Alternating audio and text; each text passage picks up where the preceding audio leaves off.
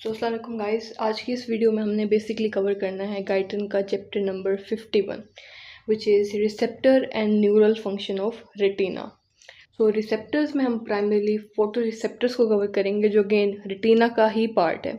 Retina जो है वो बेसिकली मैंने हिस्टोलॉजी में नहीं पढ़ाया था, वो मैं आज की वीडियो में भी कवर करूँगी क्योंकि मुझे पता था कि ये जो चैप्टर है बेसिकली रेटिना पे बेस्ड है। तो जब रेटिना का स्ट्रक्चर हमें यहाँ पे भी डेप्थ में पढ़ना है तो हम एक ही दफ़ा पढ़ेंगे। सो सबसे पहले रेटिना क्या होता है, पहले रेटिना को पढ़ते हैं, देन विल कवर दिस। सो ये है पिक्चर एक ह्यूमन आई की, जिसमें आप देख सकते हैं कि सबसे बाहर और सबसे एंटीरियरली यानी सामने की तरफ जहाँ से लाइट आ रही है वहाँ पे ये जो फाइब्रस कोट है इसे हम बोलते हैं कॉर्निया। ठीक है, कॉर्निया का ये जो पीछे वाला पार्ट है यानी कि 1/6 जो फाइब्रस कोट है वो कॉर्निया है, उससे पीछे यहाँ पे ये सारा स्क्लेरा है, सिर्फ वाइट पोर्शन। अच्छा, कॉर्निया वैसे ट्रांसपेरेंट होता है, स्क्लेरा जो है ओपेक वाइट होता है। उसकी वजह ये है कि कॉर्निया के अंदर जो कॉर्नियल स्ट्रोमा होता है उसमें कोलेजन फाइबर्स रेगुलरली और ऑर्थोगोनल अरेंजमेंट में होते हैं, जबकि स्क्लेरा के अंदर जो अरेंजमेंट है टाइप 1 कोलेजन फाइबर्स की स्क्लेरा प्रॉपर लेयर वो इरेगुलर होती है, जिसकी वजह से इसको स्केरी वो बेसिकली ओपेक और cloudy type like whitish appearance मिलती है। अब ये है यहाँ पे आइरिस, ये है आपकी सिलरी बॉडी और ये पीछे आ रही है जो रेड लेयर है ये है कोरोइड। ठीक है, ये है आपकी आई की वेस्कुलर लेयर जिसे हम यूवियल लेयर भी बोलते हैं। Uveal layer vascular coat of eye. अब सबसे अंदर जो है न्यूरल लेयर ऑफ आई, ये है सबसे अंदर की तरफ। ये आपको सही से नज़र तो नहीं आ रहा होगा, मैं यहाँ पे बना देती हूँ। ये है आपका बेसिकली रेटिना। अब रेटिना में आप थोड़ा सा यहाँ पे डेप्थ दे सकते हैं। ये बेसिकली फोवे सेंट्रैलिस को, ये देखें यहाँ पे ये मेंशन किया हुआ है। अब ये बहुत छोटा था इसलिए मैंने यहाँ पे अलग से बना दिया है। ये इस तरीके से, तो अगर हम आउटर से इनर जाएं तब आता है बेसिकली आपका रेटिना। सबसे बाहर है आपका फिब्रस लेयर, उसके अंदर है यूवियल या वास्कुलर लेयर और उसके अंदर है आपका रेटिना। तो रेटिना इनर लेयर है। रेटिना के अंदर भी फर्दर 10 लेयर्स मौजूद होती हैं, तो हम आउटर टू इनर इन लेयर्स को पढ़ते हैं। ओके, अब इस पिक्चर को आप देखें तो ये जो लेयर आपको नज़र आ रही है जो सेल्स की लेयर है, ये है सबसे आउटर, यानी इसके पीछे मौजूद है आपकी वास्कुलर लेयर और उससे पीछे मौजूद है आपकी फिब्रस लेयर यानी कि स्क्लेरा। कोर्निया के पॉइंट पे तो होगा नहीं, रेटिना डेफिनेटली वो सबसे आगे है। देखें, अगर आपका जो बेसिकली रेटिना है ना वो अगर लाइक यहाँ पे तकरीबन ख़त्म हो जाता है इसका सेंसरी पोर्शन, और इस जगह को हम बोलते हैं ओरा सिराटा, जहाँ पे सेंसरी पोर्शन जो है रेटिना का वो ख़त्म हो जाता है। ठीक है, तो एंटीरियर डेफिनेटली कोर्निया के पीछे आइरिस वगैरह है, क्यूस्यूमर है, यहाँ पे रेटिना तो बिल्कुल भी नहीं है। तो स्क्लेरा का ये जो पोस्टीरियर एस्पेक्ट है यहाँ पे आपका रेटिना मौजूद है। ठीक है, अब ये जो आपको बेसिकली सबसे बाहर की तरफ लेयर नज़र आ रही है जिसके पीछे आपका जो है वो बेसिकली वास्कुलर कोट मौजूद है, इसको हम बोलते हैं रेटिनल पिगमेंट एपिथेलियम। अब पिगमेंट का मतलब क्या है कि इसमें कोई पिगमेंट मौजूद है। अब वो कौन सा पिगमेंट है, वो मेलानिन है। मेलानिन वही मेलानिन जो आपकी स्किन में भी मौजूद है, जो आपके आइरिस में मौजूद है, जो आपको आइरिस को पर्टिकुलर कलर देता है। जिन लोगों का आइरिस ब्लू होता है, यानी हम कहते हैं इस बंदे की आई जो है ब्लू है, ज़्यादातर कोकेशियन लोगों में होता है। तो क्या है कि उनके आइरिस में मेलानोसाइट्स जो हैं वो बहुत कम होते हैं। अगर मॉडरेट अमाउंट में होंगे मेलानोसाइट्स तो ग्रे कलर देगा, और अगर जिस तरह हम लोगों में होते हैं तो हम लोगों में बेसिकली क्या होता है, ब्राउन पीपल में या ब्लैक पीपल में हमारे अंदर मेलानोसाइट्स का नंबर बहुत ज़्यादा होता है आइरिस में, जिसकी वजह से डार्क ब्राउन या ब्राउन कलर आता है आइरिस का। इसी तरह ये जो सबसे बाहर आउटर लेयर है आपके रेटिना की, रेटिनल पिगमेंट एपिथेलियम है। इसमें क्या है, एपिथेलियम मतलब सेल्स हैं। किस तरह के हैं, ये लो कलमनर सेल्स हैं। ठीक है, और हर सेल के बीच में ना एक टाइट जंक्शन मौजूद है जिसे हम बोलते हैं जोना ओक्लूडेंस। अभी टाइट जंक्शन क्यों मौजूद है कि आप देख सकते हैं जो रेटिना है ना इसके पीछे मौजूद है आपका वास्कुलर कोड। ठीक है, जिसमें आपकी कोरोइड आर्टरीज, कोरोइड कैपिलरीज वो लेयर्स मौजूद हैं। अब जो ब्लड सप्लाई है आपकी रेटिनल पिगमेंट एपिथेलियम की वो बेसिकली यहीं से आ रही होती है, लेकिन हम ये नहीं चाहते कि जो ब्लड है फुली आगे चला जाए आपके फोटो रिसेप्टर्स आपके बाइपोलर गैंग्लियन सेल लेयर में, तो इसलिए यहाँ पे बेसिकली ये टाइट जंक्शंस मौजूद होते हैं। तो ये बेसिकली अगर किसी चीज़ में टाइट जंक्शंस मौजूद हैं तो वो क्या बना देता है, एक बैरियर बना देता है। जिस तरीके से हमने ब्लड ब्रेन बैरियर पढ़ा था या ब्लड सीएसएफ बैरियर पढ़ा था, तो यहाँ पे ब्लड रेटिनल बैरियर बन जाता है। इन टाइट जंक्शंस को हम बोलते हैं जोना ओक्लूडेंस, टाइट जंक्शंस। हर लो कलमनार सेल। अच्छा, पिगमेंट कहाँ पड़ा होता है? तो ये सेल है, तो ये है बेसमेंट मेम्ब्रेन, इनके साथ ये सेल जुड़े हुए हैं। तो बेसमेंट मेम्ब्रेन के साथ यानी अपाइकल सरफेस के साथ यहाँ पे इस तरीके से मेलानिन के ग्रेन्यूल्स पड़े होंगे अपाइकल सरफेस के साथ। ठीक है, इसके अलावा क्या है कि ये रेटिनल पिगमेंट एपिथेलियम जो है इसके अंदर टाइट जंक्शन मौजूद है, हम जोना ओक्लूडेंस बोलते हैं। इसके अलावा जो बात आपने याद रखनी है वो ये कि ये जो रेटिनल पिगमेंट एपिथेलियम है इसके अंदर विटामिन ए का स्टोरेज होता है। अब हमें पता है कि फोटो रिसेप्टर्स का जो बेसिक पिगमेंट होता है, फोटो रिसेप्टर केमिकल होता है जिसे हम रोडोप्सिन, डिस्कोटॉक्सिन, ये चीज़ रोडोप्सिन बोलते हैं, फोटोप्सिन बोलते हैं। तो उसके अंदर प्राइमरीली आपका विटामिन ए होता है। विटामिन ए की कौन सी फॉर्म? एल्डिहाइडिक फॉर्म, जिसे हम रेटिनल बोलते हैं। 11-6 रेटिनल, अगर उस पर लाइट ना गिरी हो, और अगर लाइट गिर जाए तो इवेंचुअली कन्वर्ट हो जाता है within seconds into all trans retinal. तो विटामिन ए कितना इंपॉर्टेंट है, अगर विटामिन ए की कमी हो जाए किसी इंसान में तो उसमें नाइट ब्लाइंडनेस यानी कि निक्टेलोपिया हो जाता है। ठीक है, अब ये है बेसिकली ब्लड रेटिनल बैरियर भी बना रहा है आपका, इसके अंदर पिगमेंट भी मौजूद है। अब सोचिए पिगमेंट का काम क्या हो सकता है, यहाँ पे पिगमेंट क्यों जो है यहाँ पर मौजूद है। अगर लाइट आपकी आई के अंदर आ रही है और उसने फोटो रिसेप्टर्स पे गिरना है, तो ये तो ना हो कि यहाँ से अंदर एंटर होने के बाद जो आपके पीछे वाले सेल्स पे अगर लाइट गिरे तो वो रिफ्लेक्ट होकर कहीं और जाए। मेलानिन जो पिगमेंट है वो लाइट को एब्जॉर्ब कर लेता है। ठीक है, हमारी स्किन में भी सेम इसी तरीके से होता है कि जितना ज़्यादा हम बेसिकली लाइट को एब्जॉर्ब करते हैं उतना ज़्यादा मेलानिन उसकी एनर्जी में प्रोड्यूस होता है। आप जितना सूरज में निकलते हैं उतना ज़्यादा आप टैन होते हैं, या फिर अगर आप केशियन हैं तो आप उतना ज़्यादा बर्न होते हैं, राइट। तो ज़्यादा मेलानिन इसलिए बॉडी बनाती है ताकि ज़्यादा लाइट को एब्जॉर्ब कर सके और आपको बेसिकली स्किन को या आपको नुकसान ना दे। इसी तरह जो आपकी आई के अंदर मेलानिन ये मौजूद है इस रेटिनल पिगमेंट एपिथेलियम में, इसका काम है कि ब्लैक बॉक्स इफेक्ट का काम करे कि विद इन द आई जो आपकी लाइट है वो रिफ्लेक्ट होके यूं बार बार ना गिरे और आई में हिंड्रेंस ना पैदा हो।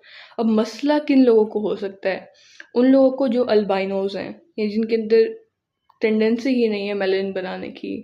ठीक है, उनके अंदर यानी कंजेनाइटली ही वो मेलानिन नहीं बना सकते।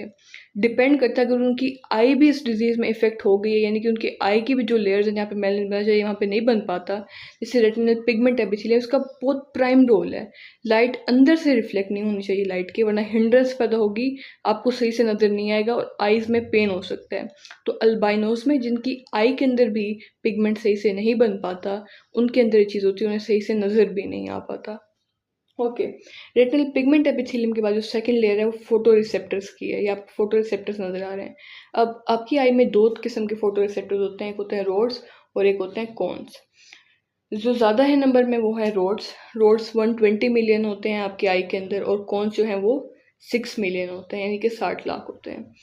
तो बेसिकली इन्हें रोड्स और कॉन्स किस बुनियाद पे कहा जाता है कि रोड्स का बेसिकली इनका जो आउटर सेगमेंट है, ये जो बेसिकली रेटिनल पिगमेंट एपिथेलियम के साथ के बाद जो बेसिकली पार्ट शुरू हो रहा है इसे हम बोलते हैं outer segment of photo receptors. ये जो पोर्शन है इसका, इसकी शेप डिसाइड करती है कि इधर ये रोड है या कॉन। तो रोड पे आप देख सकते हैं किस तरह रोड सी एक सीधी सी इसकी अपीयरेंस है, जबकि इसमें आप देखें ऐसे कॉनिकल शेप आ रही है, राइट। ये अगेन फिर से कौन है इसकी, ये देखें आप कोनिकल शेप आ रही है, जबकि रोड जो है वो बिल्कुल रोड की तरह है। तो इस बुनियाद में रोड्स और कॉन्स कहा जाता है। अच्छा, आउटर सेगमेंट है सबके, रोड्स का भी कॉन का भी, फिर उसके बाद उनका इनर सेगमेंट है, ये वाला एरिया इसे हम बोलते हैं इनर सेगमेंट। ठीक है, इनर सेगमेंट में क्या होगा, आउटर सेगमेंट में बेसिकली क्या है, जो प्लाज्मा मेम्ब्रेन होती है। अब फोटो रिसेप्टर्स भी सेल्स हैं, राइट। इनकी जो प्लाज्मा मेम्ब्रेन होगी ये बेसिकली अपने ऊपर ही फोल्ड हो के मेम्ब्रेनस लेमिने इस तरीके से लेमिने बना लेती है बहुत सारे। ये जो आपको नज़र आ रहे हैं यहाँ पे इस तरीके से डिस्क टाइप नज़र आ रही हैं, राइट। अब ये जो डिस्क है ना, ये बेसिकली इनके ऊपर ही जो आपका फोटो रिसेप्टर पिगमेंट होता है, रोडोप्सिन फॉर एग्जांपल रोड्स के केस में वो मौजूद होता है इन्हीं पिगमेंट के ऊपर। तो जैसे ही लाइट आती है तो इसके ऊपर गिरती है।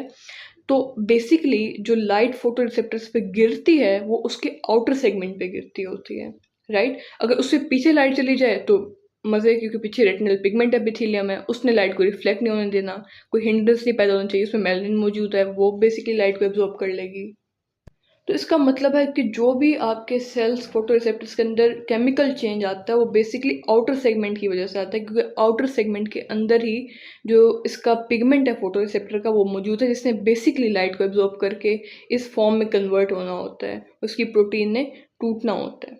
ठीक है, वो बेसिकली आपके आउटर सेगमेंट की जो मेम्ब्रेनस डिस्क या आप कह सकते हैं मेम्ब्रेनस लेमिने हैं उनके ऊपर मौजूद होता है। अच्छा, इसके बारे में एक मज़ेदार चीज़ ये है कि ये जो लेमिले वगैरह होते हैं आपकी बुक में लिखा हुआ है, लेकिन ये ना मुसलसल शेड ऑफ भी होते रहते हैं। रोड्स के ज़्यादा शेड ऑफ होते हैं एज़ कम्पेयर टू कॉन्स। तो अब ये जो उतर के गिरते जा रहे हैं कहाँ जाएंगे? ये जो आपके रेटिनल पिगमेंट एपिथेलियम होता है, ये जो सेल्स हैं इनमें लाइसोसोम से मौजूद हैं, ये उन्हें फेगोसाइटोस कर देते हैं, यानी कि डाइजेस्ट कर देते हैं। तो मुसलसल ये ना शेड ऑफ भी हो रहे होते हैं। और इसके देखें जो भी विटामिन ए की रिक्वायरमेंट है वो भी रेटिनल पिगमेंट एपिथेलियम से आ रही है। अब सबसे इम्पोर्टेंट चीज़, ये जो आपका ब्लड रेटिनल बैरियर था, इसमें से कुछ चीज़ें डिफ्यूज़ करके आगे जा सकती हैं। आपका जो फोटो रिसेप्टर है, इसका एक है आउटर सेगमेंट, एक है इनर सेगमेंट। ये है न्यूक्लियस वाली जगह, इसे हम बोलते हैं पेरिकैरियन।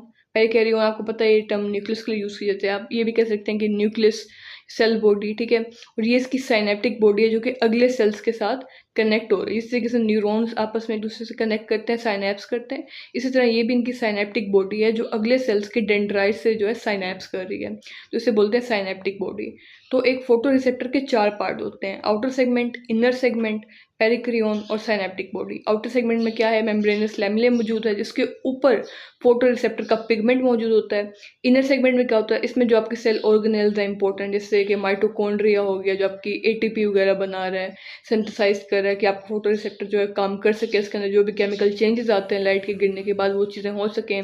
पेरिक्रियन न्यूक्लियस कितना इंपॉर्टेंट है, आपका न्यूक्लियस ही आपकी ट्रांसक्रिप्शन वगैरह में इन्वॉल्व होता है। और साइनेप्टिक बॉडी के इवेंचुअली जो सिग्नल लाइट का आ रहा है वो एक सेल से दूसरे से कनेक्ट हो सके आपकी साइनेप्टिक बॉडी। तो 4 ही चीज़ें आपने रोड्स और कॉन्स दोनों में याद रखनी है। Outer segment of membranous laminae, inner segment containing mitochondria and other important organelles, nucleus और एंड पे साइनेप्टिक बॉडी। अब जो सिर्फ आपका आउटर सेगमेंट तक फोटो रिसेप्टर का पार्ट है, इसकी जो ब्लड सप्लाई है वो सेम वही है जो रेटिनल पिगमेंट एपिथेलियम की है। इसके पीछे जो वास्कुलर कोट है, इसमें जो कोरॉइड कैपिलरीज हैं, उसी से जो न्यूट्रिएंट्स आ रहे हैं वो रेटिनल पिगमेंट को भी मिल रहे हैं, वहीं आउटर सेगमेंट को भी मिल रहे हैं। इसके आगे यानी इनर सेगमेंट, पेरिक्रियन और साइनेप्टिक बॉडी की जो ब्लड सप्लाई है वो वही होती है जो बाकी रेस्ट ऑफ रेटिना की होगी। सो रेटिना की जो पहली लेयर है जिसे रेटिनल पिगमेंट एपिथेलियम, और आपके फोटो रिसेप्टर का सिर्फ जो आउटर सेगमेंट है उसकी ब्लड सप्लाई क्या होती है, कोरॉइड कैपिलरीज, यानी कि जो वास्कुलर कोट इसके नीचे मौजूद था उधर से जो ब्लड सप्लाई आएगी वो है आपकी रेटिना के इस यहाँ तक के पोर्शन की ब्लड सप्लाई, ठीक है। अब बेसिकली होता क्या है कि ये जो आगे सिनेप्टिक बॉडीज़ हैं ना, ये अगले जिन सेल्स के साथ कनेक्ट करती हैं उन्हें हम बोलते हैं बायपोलर सेल्स, बायपोलर सेल्स, ठीक है। अब क्योंकि आपके 2 किस्म के फोटो रिसेप्टर्स हैं, एक हैं आपके पास रोड्स, दूसरे हैं आपके पास कोन्स। तो जो रोड्स की सिनेप्टिक बॉडी होती है उसे हम बोलते हैं स्फेरियूल, स्फेरियूल, स्फेरियूल। इसी तरह जो कोन्स की सिनेप्टिक बॉडी होती है उसे हम बोलते हैं पेडिसिल। अब चाहे रोड्स की सिनेप्टिक बॉडी हो या कॉन्स की हो, दोनों ने साइनैप्स तो करना है विद बाइपोलर सेल्स के डेंड्राइट्स। क्योंकि अगर आप ना एक सीधा लीनिएज देखो ना, मैं आपको बताती हूँ। आपकी सबसे बाहर मौजूद थी पिगमेंट एपिथेलियम जिसके बीच में मौजूद है जोन ऑफ क्लूडेंस टाइप के टाइट जंक्शन, ये देखें टाइट जंक्शन है, ठीक है। ये इसका न्यूक्लियस है, ठीक है, रेटिनल पिगमेंट एपिथेलियम का। और ये जो इसकी ये जिस बेसमेंट मेम्ब्रेन के साथ जुड़े हुए हैं ना सेल, उनकी एपाइकल सरफेस के साथ ये मेलानिन ग्रेन्यूल्स मौजूद हैं इस सेल्स में, और ये इसमें मौजूद हैं टाइट जंक्शंस ताकि बैरियर बन सके, ठीक है। ये है। अच्छा, अब मज़ेदार चीज़ ये है कि ये जो रेटिनल पिगमेंट एपिथेलियम है ना, इसके सिर्फ सेल्स रेटिना का पार्ट है, उसकी बेसमेंट मेम्ब्रेन है ना, ये उसी वास्कुलर कोट का ही पार्ट होती है। वास्कुलर कोट की एक ब्रूक्स मेम्ब्रेन होती है, ब्रूक्स मेम्ब्रेन। अगर आपने मेरी वीडियो नहीं देखी हिस्टोलॉजी की तो आप देखें, कॉन्सेप्ट ज़्यादा अच्छे बनेंगे आप लोगों के। तो ब्रूक्स मेम्ब्रेन होती है रेटिनल पिगमेंट एपिथेलियम की जो बेसमेंट मेम्ब्रेन है, वास्कुलर कोट का पार्ट है। उसके पीछे जो कोरॉइड कैपिलरीज वगैरह मौजूद हैं वो आपकी रेटिनल पिगमेंट एपिथेलियम को भी प्रोवाइड करें। इसके बाद जो आपका रोड्स का रोड पार्ट आता है आउटर सेगमेंट, और कॉन्स का कॉनिकल शेप्ड आउटर सेगमेंट आता है, उनमें मौजूद है मेम्ब्रेनस लेमिले, जिनकी शेडिंग ऑफ जब हो जाती है तो उन्हें फेगोसाइटोस भी ये वाले सेल्स करते हैं, रेटिनल पिगमेंट एपिथेलियम। इनकी जो लेमिले के ऊपर जो पिगमेंट मौजूद होता है, जैसे कि आपके जो बेसिकली रोड्स पे रोडोक्सिन मौजूद होता है, तो उसके लिए जो विटामिन ए की रिक्वायरमेंट होती है वो भी यहीं से आ रही होती है। आपके रेटिनल पिगमेंट एपिथेलियम के अंदर स्टोरेज होता है विटामिन ए का, ठीक है। इसी तरह जो ब्लड सप्लाई है आपकी रोड्स और कॉन्स की, इसके जो आउटर सेगमेंट की वो भी आपके यहीं कोरॉइड कैपिलरी की लेयर से आ रही है। इसके बाद शुरू हो गया आपका सिंपल सा इनर सेगमेंट, ठीक है, इनर सेगमेंट। फिर आ गई आपकी न्यूक्लियस वाली लेयर, पेरिक्रियन लेयर, ठीक है। उसके बाद आपके पास आ गई इनकी साइनेप्टिक बॉडीज। अगर रोड है तो वो होगा स्फेरियूल, अगर वो कौन है तो हो जाएगा वो पेडिसल। और किसके साथ साइनैप्स करेंगे? दोनों ही साइनैप्स करेंगे with dendrites of bipolar cells, dendrites of bipolar cells, ठीक है। तो ये अपनी इंफॉर्मेशन जो है, अच्छा अब हम कह रहे हैं कि साइनैप्स करेंगे तो कौन सा न्यूरोट्रांसमीटर रिलीज करेंगे बाइपोलर सेल्स के ऊपर? तो फोटो रिसेप्टर्स जो हैं वो ग्लूटामेट, चाहे रोड्स हों चाहे कॉन्स हों, दोनों ही ग्लूटामेट रिलीज करते हैं। अच्छा ग्लूटामेट, ग्लूटामेट तो नेचर में इनहिबिटर है ना न्यूरोट्रांसमीटर। तो इसका मतलब ये है कि जब आपके फोटो रिसेप्टर्स एक्साइट हो जाएंगे, जब उन पर लाइट गिरेगी, तब वो बेसिकली कम ग्लूटामेट रिलीज करेंगे। ग्लूटामेट तो इनहिबिटरी है, यानी कि अगर लाइट नहीं गिरी, आंखें आपकी बंद हैं या डार्क में बैठे हो आप, लाइट नहीं गिर रही, तो आम रूटीन में फोटो रिसेप्टर्स जो हैं उनकी साइनेप्टिक बॉडी मुसलसल बाइपोलर सेल्स के ऊपर ग्लूटामेट रिलीज किए जा रही है, उसे इनहिबिट कर रहा है, ठीक है। हम नहीं चाहते कि अभी जो सिग्नल्स हैं वो आगे जाएं, लेकिन जैसे ही आपके ऊपर लाइट का सिग्नल गिरेगा, आउटर सेगमेंट के ऊपर क्या मौजूद है? फोटो रिसेप्टर के पिगमेंट, वो जो एक्साइट वगैरह जो भी करेंगे, मैं आपको बताऊंगी अभी तफसील से, उनकी साइनेप्टिक बॉडी से ग्लूटामेट की अमाउंट कम हो जाएगी। ये इनहिबिटरी न्यूरोट्रांसमीटर है। तो अब जब ये इनहिबिट कम होगा बाइपोलर सेल, तो ये क्या हो जाएगा? एक्साइट हो जाएगा, ठीक है। बाइपोलर सेल के बाद जो आपने लेयर याद रखी है ना, वो है गैंग्लियन सेल्स। बाइपोलर सेल्स के जो एक्सॉन्स हैं वो नीचे आके eventually dendrites of ganglion cell से कम्युनिकेट करते हैं। और गैंग्लियन सेल के जो ये बेसिकली आप देख रहे हैं एक्सॉन्स, वो निकलते हैं ऑप्टिक नर्व के, ऑप्टिक फाइबर बनाते हैं। ये भी जब ऑप्टिक डिस्क को लीव करते हैं तो उसके बाद ये ऑप्टिक नर्व जो है उसके बेसिकली माइलिनेशन भी हो जाती है लैमिना फिब्रोसा से निकलने के बाद। उससे पहले माइलिनेशन, ये नॉर्मल इसी तरीके से सेल जा रहे हैं, ठीक है। मज़ेदार चीज़ ये है कि इनकी माइलिनेशन ओलिगोडेंड्रोसाइट्स कराते हैं, जो कि सेंट्रल नर्वस सिस्टम की माइलिनेशन कराते हैं। अब ये जो ऑप्टिक नर्व के फाइबर आ रहे हैं, इन्हें हम बेसिकली इस लेयर को हम बोलते हैं स्ट्रेटम ऑप्टिकम। अब आप तफसील से देखें। सबसे पहले रेटिनल पिगमेंट एपिथेलियम नंबर 1, इसके पीछे क्या मौजूद है? वास्कुलर लेयर, उसके पीछे फाइब्रस स्क्लेरा मौजूद है, ठीक है। अभी फोटो रिसेप्टर का आउटर सेगमेंट, इससे हम सिर्फ आउटर सेगमेंट वाली जगह को कहते हैं फोटो रिसेप्टर लेयर, ठीक है। अब ये जो इनर सेगमेंट मौजूद हैं, इनर सेगमेंट क्या होता है कि जो बाइपोलर सेल की लेयर है, इसमें एक सेल मौजूद है, हम बोलते हैं म्यूलर सेल्स। वो अपने प्रोसेसेस इस तरह पास करते हैं और इस तरीके से दोनों अपने फुट प्रोसेसेस हैं उनसे इस तरीके से दो रोड्स या दो कॉन्स को आपस में मिला देते हैं, सिर्फ इनर सेगमेंट को। तो ये इनर सेगमेंट मौजूद थे, उन्हें इस तरीके से जोड़ देते हैं आपस में, जिसकी वजह से जब हम हिस्टोलॉजिकली देखते हैं ना, तो हमें रोड्स और कॉन्स के आउटर सेगमेंट के बाद इस तरह एक लंबी सी लाइन नज़र आती है, इस तरीके से एक लंबी सी लाइन नज़र आती है। तो क्योंकि वो आउटर पोर्शन के पास है, यानी कि हम आउटर टू इनर आ रहे हैं, तो हम उसे बोलते हैं outer limiting membrane. Outer limiting membrane क्या है कि जो बाइपोलर सेल्स, देखिए जो बाइपोलर सेल्स की लेयर होती है, सिर्फ बाइपोलर सेल्स नहीं होते, उसमें बाइपोलर सेल्स होते हैं। आप यूँ याद रख लें, हाई हॉरिजॉन्टल एमेक्राइन और इंटरप्लेक्सिफॉर्म सेल्स होते हैं, और एक और सेल्स होते हैं हम बोलते हैं म्यूलर सेल्स। ये म्यूलर सेल्स मौजूद तो यहाँ पे होते हैं, लेकिन अपने जो प्रोसेसेस हैं वो फोटो रिसेप्टर्स की लेयर में भेज रहे हैं, और इनर सेगमेंट जिसमें माइटोकॉन्ड्रिया और ऑर्गेनेल्स मौजूद थे, उन्हें आपस में जोड़ के क्या करते हैं कि एक लिमिटिंग मेम्ब्रेन बनाते हैं, इसे हम बोलते हैं आउटर लिमिटिंग मेम्ब्रेन। उसके बाद क्या न्यूक्लियस मौजूद है, तो इसे हम बोलते हैं आउटर न्यूक्लियर लेयर। जब हम उसमें देखते हैं हिस्टोलॉजिकली, तो हमें एक पूरी न्यूक्लियर लेयर नज़र आ रही होती है, ठीक है।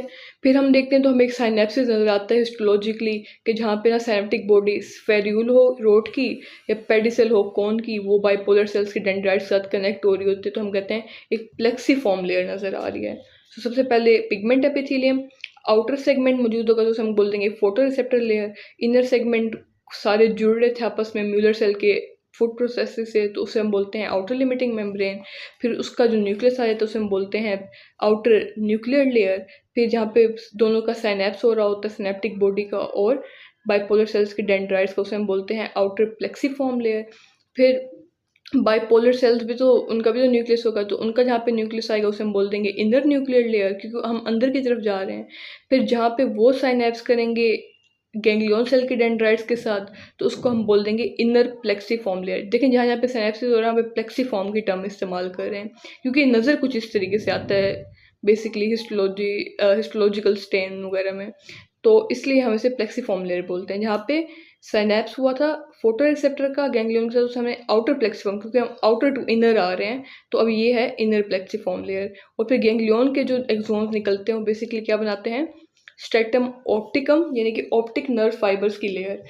अब यही जो म्यूलर सेल्स थे जिन्हें अपने लंबे लंबे प्रोसेसेस भेज के इस तरीके से कनेक्ट कराई थी, लाइन बनाई थी आउटर लिमिटिंग लाइन, वो ही नीचे भेजते हैं फुल नीचे, और ये आखिरी लेयर बनाते हैं, बोलते हैं inner limiting membrane. Inner limiting membrane किसके नीचे, इसके भी नीचे, ये जो बेसिकली ऑप्टिक नर्व के फाइबर्स की लेयर जा रही है, इसके भी नीचे जाके इवेंचुअली ये एक लेयर बना देते हैं। Just for your concepts histology भी देख लेते हैं थोड़ी सी, ताकि आपको आसानी हो। तो सबसे पहले जो आपको यहाँ से नज़र आए, तो ये आपको एक ब्लैक कलर की लेयर नज़र आ रही है, आपको ब्लैक कलर नज़र आ रहा है। क्यों ब्लैक कलर हो सकता है, इसका मतलब है एक इंसान जो प्रोबेबली जिसमें यू मेलानिन ज़्यादा होगा, ठीक है, जिसमें यानी कि ज़्यादा मेलानिन बन रहा है, यू मेलानिन ज़्यादा है, मतलब इसलिए ब्लैकिश कलर आ रहा है मेलानिन का, तो वो मौजूद है। तो ये कौन सी लेयर हो सकती है, रेटिनल पिगमेंट एपिथेलियम हो सकती है डेफिनेटली, क्योंकि इसमें पिगमेंट मेलानिन नज़र आ रहा है हमें, ठीक है।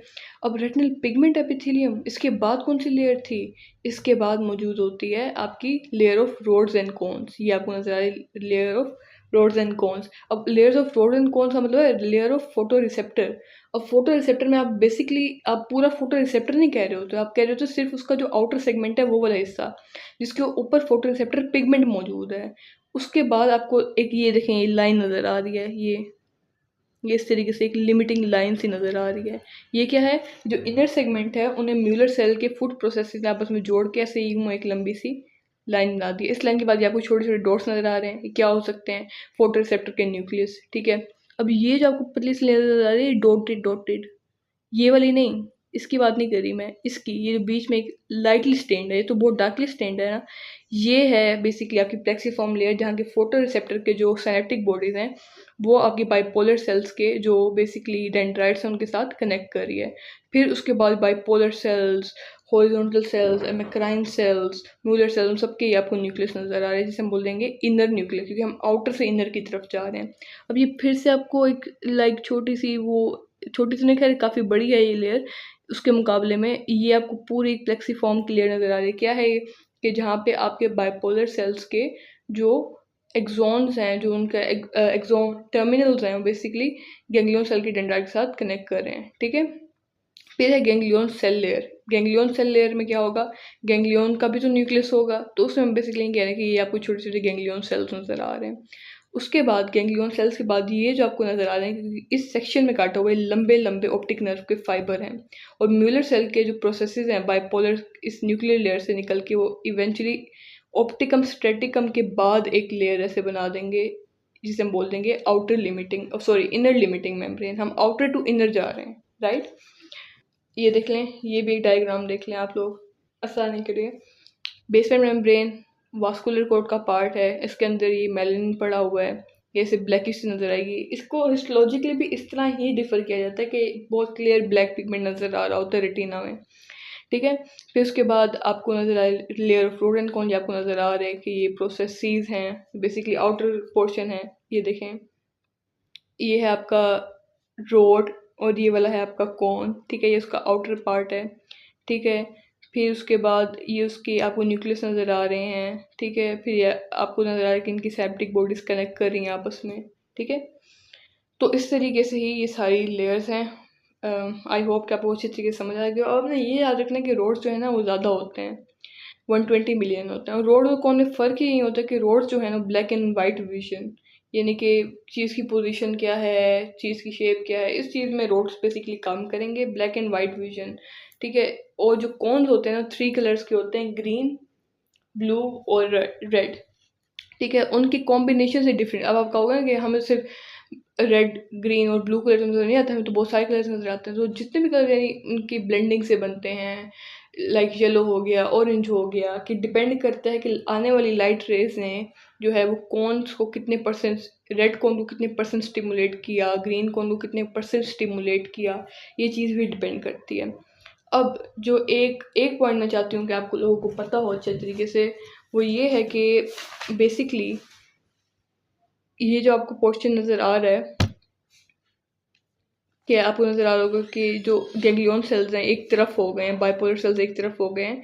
ये जो पॉइंट है ना आपकी आई का, इसे हम बोलते हैं फोविया सेंट्रलिस, कि आपकी जो लाइट रेज आती है ना मैक्सिमम इस पॉइंट पे कन्वर्ज होती है। हम पढ़ते हैं कि हमारा जो लेंस है जो रिड्यूस्ड आई है वो आई को बेसिकली लाइट को कन्वर्ज कराती है आपके रेटिना पे। वो मैक्सिमम कोशिश होती है उसकी कि फोविया सेंट्रलिस पे कराए। क्यों इस पॉइंट पे ऐसा क्या है? ये एक ऐसा पोर्शन है आपकी आई का जहाँ पे सिर्फ 35,000 कोन्स होते हैं, वहाँ पे एक भी रोड नहीं होता, 35,000 कोन्स होते हैं। आपका जो अमूमन जो पूरा रेटिना है ना, ये सारा ये इसके अंदर जो कोन का साइज होता है ना, होता है 5 to 8 माइक्रोमीटर।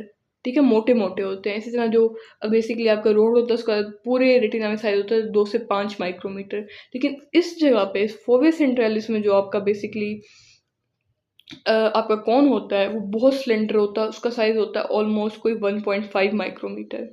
ठीक है, यहाँ पे सिर्फ 35,000 कॉन्स होते हैं। इस पॉइंट की विजुअल इक्विटी मतलब मैं आपको बता सकती कि रेजोल्यूशन ऑफ जिस तरह माइक्रोस्कोप होता है ना, क्लैरिटी वो मैक्सिमम होती है। तो कोशिश होती है आई की आई कन्वर्ज भी इसलिए होती है जब आप करीबी चीज़ को देखते हो, ताकि आपका रेटिना साइड पे चला जाए और जो लाइट रेज आए ना वो बेसिकली आपके फोविया पे ही कन्वर्ज हों।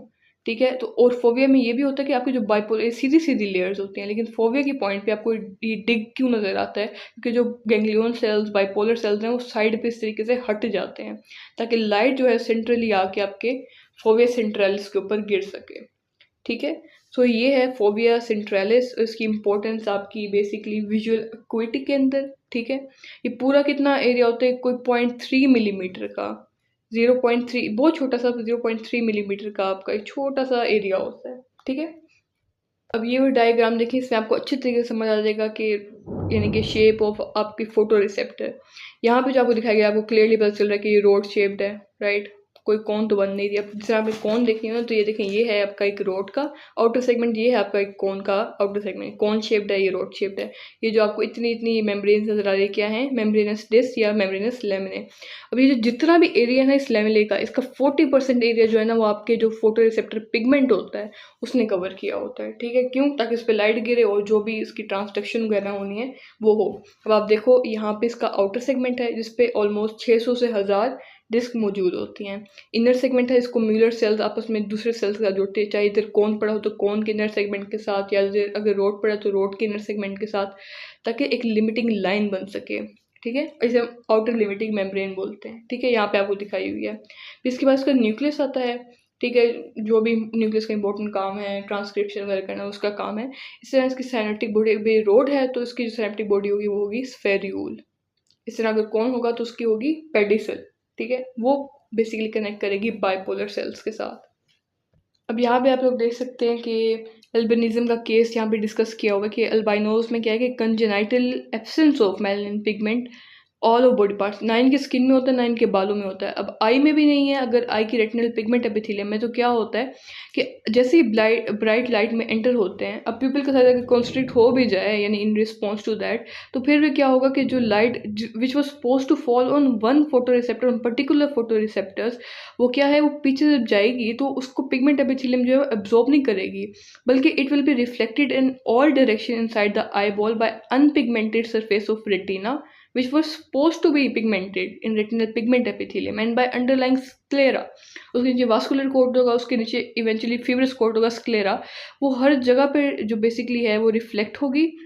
So a single discrete spot of light that would normally excite only a few rods or cones, एक particular जगह पे, that will be reflected everywhere inside many receptors।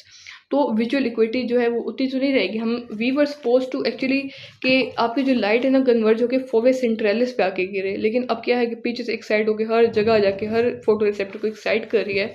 तो ये विजुअल इक्विटी जो ना हुई इंसान की। अब नॉर्मल विजुअल इक्विटी क्या होती है? 6/6 या इस तरीके से। अब इन लोगों की देखें, बेस्ट भी ऑप्टिकल करेक्शन के बाद भी 20/100, 20/200 इतनी होगी। और दूसरा है बेसिकली नाइट ब्लाइंडनेस का केस, कि अगर विटामिन ए की जो है वो कमी है किसी इंसान के अंदर, वैसे तो रेटिनल पिगमेंट एपिथेलियम में स्टोर है, इसका मतलब बहुत लंबे अरसे से बंदे को विटामिन ए की कमी है, तो क्या होगा, निक्टेलोपिया के नाइट ब्लाइंडनेस होगी कि जब भी लाइट की इंटेंसिटी कम होगी, डार्क में होगा बंदा तो सही से नहीं देख पाएगा, उसके अंदर इतना विटामिन ए है ही नहीं कि वो एक्साइट हो, वो टूटे इनटू ऑल ट्रांस रेटिनल। ठीक है, इस तरह जो ब्लड सप्लाई है रेटिना की, वो कह रहे हैं कि मेजोरिटी ऑफ रेटिना, बाकी जितना पोर्शन था रेटिना का सिवाय आउटर सेगमेंट, उसकी जो बेसिकली ब्लड सप्लाई आती है वो सेंट्रल रेटिनल आर्टरी से आती है। ठीक है, लेकिन जो आउटर सेगमेंट तक पोर्शन है आपका, वो बेसिकली रेटिना का, वो कोरॉइड जो नीचे वास्कुलर या यूवेल लेयर पड़ी होती है, वहाँ से अपनी ब्लड सप्लाई लेता है। ठीक है, अब हम कह रहे हैं nutrient blood supply for internal layers is drive from central retinal artery, जो ऑप्टिक डिस्क से बेसिकली एंटर होती है। ठीक है, इसकी एम्ब्रियोलॉजी भी मैं आपको इंशाल्लाह नेक्स्ट वीडियो में बताऊंगी कि किस तरीके से डेवलप होती है, लेकिन बाकी जो इसका पोर्शन है इसका आउटर सेगमेंट वाला, उसकी जो ब्लड सप्लाई है वो बेसिकली जो है वो आपकी कोरॉइड से आती है।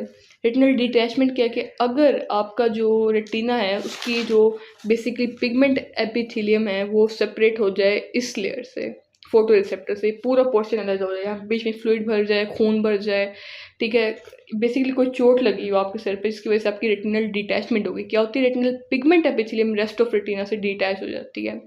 अब हमें पता है कि जो रेटिनल पिगमेंट एपिथेलियम है इसकी जो ब्लड सप्लाई थी वो कोरॉइड थी, राइट। इस तरह आउटर सेगमेंट की भी कोरॉइड थी। अब बाकी सारे पोर्शन की जो सेंट्रल बेसिकली जो रेटिनल आर्टरी है वो है। अब अगर डिटैच हो जाता है बाकी सबको तो ब्लड सप्लाई मिलती रहेगी, उसका तो कोई ताल्लुक नहीं है। आउटर सेगमेंट कुछ अरसे तक तो लाइक रहेगा, बर्दाश्त करेगा कि रेटिनल सेंट्रल रेटिनल आर्टरी से आ रही है, लेकिन उसकी जो इवेंचुअल जो उसकी ब्लड सप्लाई थी वो डिपेंड करती थी नीचे पड़ी कोरॉइड पे। अब जब कोरॉइड से ही आपकी ब्लड सप्लाई नहीं आ रही तो इवेंचुअली जो है वो रेटिना जो है वो डाई आउट करना शुरू हो जाएगा। तो यही कह रहे हैं कि अगर आप उसे टाइमली सर्जिकली रिप्लेस करा दें in relation to normal pigment epithelium, तो वो रिप्लेस करा के दोबारा हील हो सकता है, रिकवर हो सकता है। लेकिन अगर आप ज़्यादा अरसे अवॉइड करते हैं, हफ्ता 2 हफ्ता करते हैं, तो ब्लड सप्लाई कम्प्लीटली खत्म होने की वजह से आपका जो टिश्यू है वो आपका डाई कर जाएगा, जो आपका फोटो रिसेप्टर है वो डाई कर जाएगा। अब आपको पता है आपके आउटर सेगमेंट का ही 40% एरिया इस पर आपका सारा पिगमेंट मौजूद है। ठीक है, अब पिगमेंट तो इसी पे मौजूद है, लाइट का जो बेसिकली गिरना है वो भी इसी के ऊपर होना है। तो अगर ये एरिया ही डाई आउट कर देगा तो फिर इवेंचुअली परमानेंट ब्लाइंडनेस हो जाएगी।